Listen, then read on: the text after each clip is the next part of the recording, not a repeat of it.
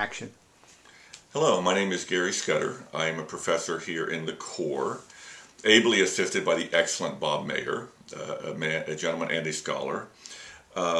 Today I want to talk a little bit about something which I think relates to several classes in the Corps, specifically sacred and secular, but maybe some of the 330 classes.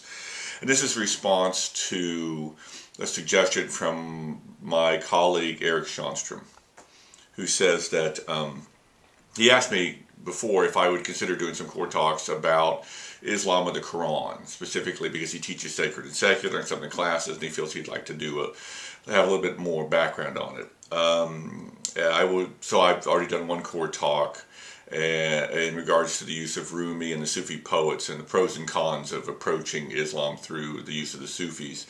And I'll throw in the same disclaimer: I'm neither a Muslim nor an expert on Islam. I'm just a person who has used the Quran in class a lot. I've taught classes on Islam. I spent a lot of time in the Middle East, but again, I'm not an expert. So I'm going to do several of these specifically about different topics related to Islam and the Quran.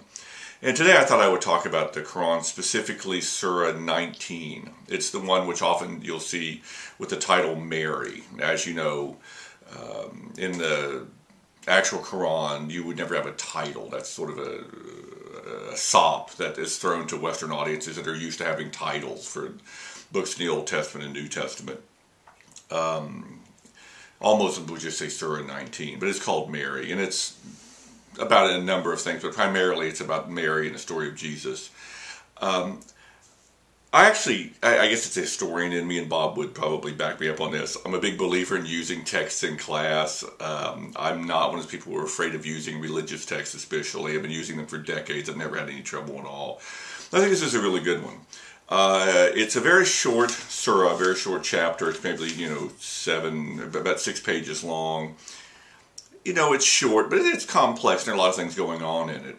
It starts off with the story of Zechariah, and talking about an angel coming to him and talking about what it would be, because Zechariah really wants his son, and he's very old, and his wife is very old, and an angel says, don't worry about it, God takes care of it. And it's sort of a very nice and not too subtle transition to what we're going to talk about with this particular spin on the birth of Jesus. What's nice about this surah is that since it deals with Mary and since it deals with Jesus, it's a subject matter that the students are going to have at least some passing understanding with. And the very fact that we're dealing with two important figures in Christianity allow the students to understand that maybe Islam is not as different as they want to think it is, or at least as Fox News tells them it is. And Mary's interesting in this because she is actually mentioned more in the Quran than she is mentioned in the Old Testament. I mean, in the New Testament, Old Testament, in the New Testament, obviously. And she's also the only woman mentioned by name in the Quran. So she plays a very big role in the Quran. And obviously Jesus plays a very important role. And you might argue that Jesus may be, again, arguably the second most important prophet in Islam. So suddenly the students are going to say, wait a minute, maybe Islam is a little closer to what I'm familiar with. I'll read this very briefly and then talk a little bit about it. It starts off with, again, about 1 page in, when Mary is suddenly visited by an angel. And it says, we, and it's always, in the Quran, always when talking about Allah, always says, we sent to her our spirit in the semblance of a full-grown man. And when she saw him, she said, may the merciful defend me from you. And so essentially she's shocked that she's in the presence of a man. So you've got that sort of interesting examination of cultural mores. It's also interesting that there is no Joseph in this story. She's essentially off by herself. She's not married to Joseph. There is no male figure in it. And the angel says, I am your Lord's emissary and have come to give you a holy child. And Mary says, how shall I bear a child when I have neither been touched by any man nor have been unchaste? And the angel says, thus did your Lord speak. He replied, that is easy enough for me. He shall be a sign to mankind, and a blessing from ourselves, our decree shall come to pass. And this is the classic message here, that it's easy for Allah. Allah can do whatever Allah wants to do, and Allah wills this. But we're making this distinction. This is what Allah wants. which is not to be, and this is a classic message in Islam, this is not to say that Jesus is the son of Allah, because there is no such thing. Muhammad is not the son of Allah. This is not something you believe in. Thereupon she conceived him and retired to a far-off place. And when she felt the throes of childhood, she lay down by the trunk of a palm tree, crying, "Oh, would that I had died before this and passed into oblivion." But a voice from below cried out to her, "Do not despair. Your Lord has provided a brook that runs at your feet, and if you shake the trunk of the palm tree, it will drop fresh, ripe dates in your lap. Thereupon eat and drink and rejoice. And should you meet any mortal, say to him, I have vowed a fast to the merciful and will not speak with any man today."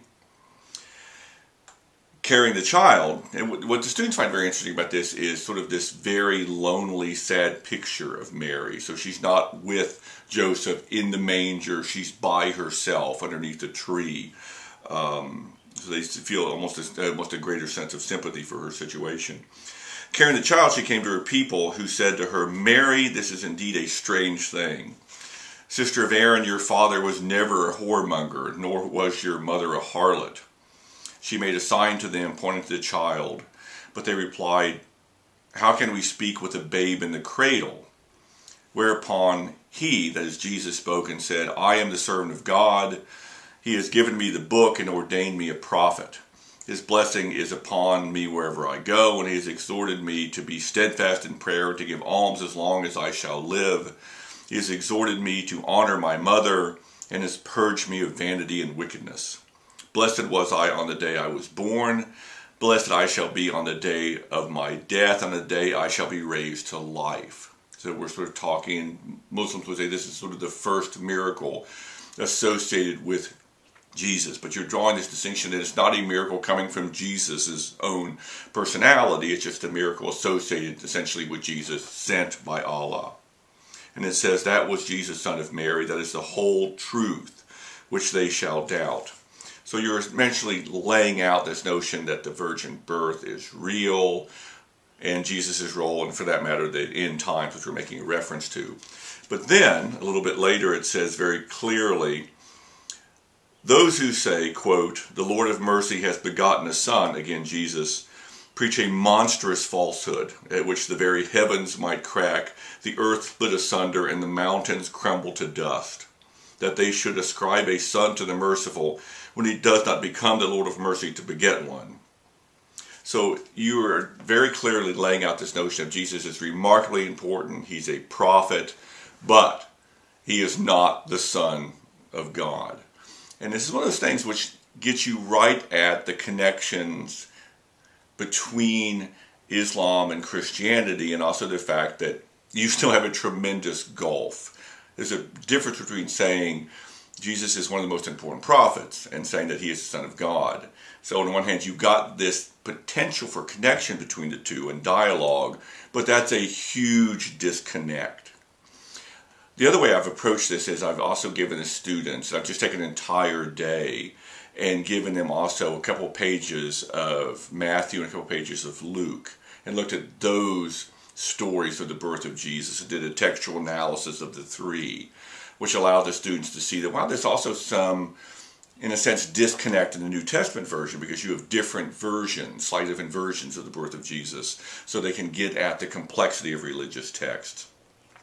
I found this to be a really useful surah to use. It raises some interesting concepts. It talks about prophets, and it lays out some of the basic notions. It's accessible, but still a little bit complex. It's enough to sort of get into and drill down into. I've had a lot of success with it. If you'd like to, and I'll do more core talks on various aspects of this to make Eric Schonstrom happy. But if you have any questions, please let me know. Thanks.